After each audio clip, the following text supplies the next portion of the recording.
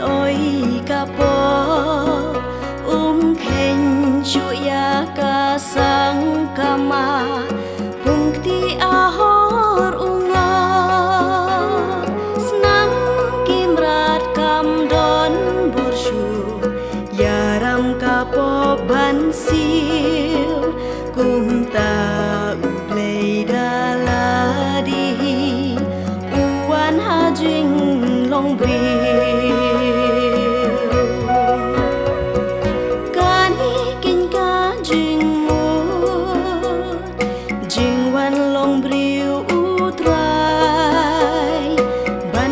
sa shi xiên pa ca jing em ba thân mai jing yết u blay la pao shin na halo jong ka din na das nam koridor u pen ni ban siu ya ka kuna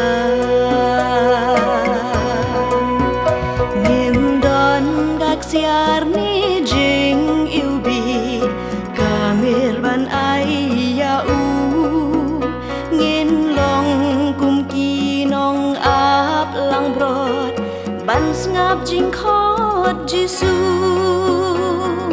wat kwa tang ya khet chom sim kum ba long u herot kat ba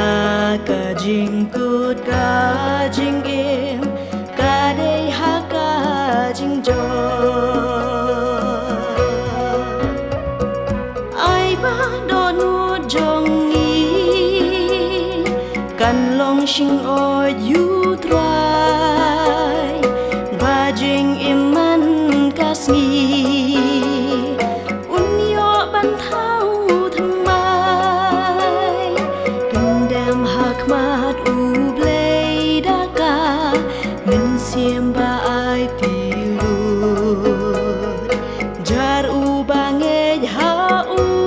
un yo ka jing im bam juku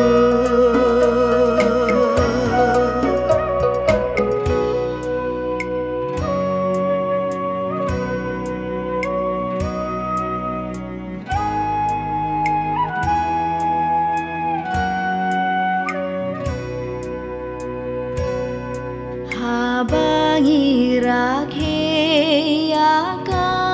Christmas ken mau ngi rakhe kasni ngi yo jing pen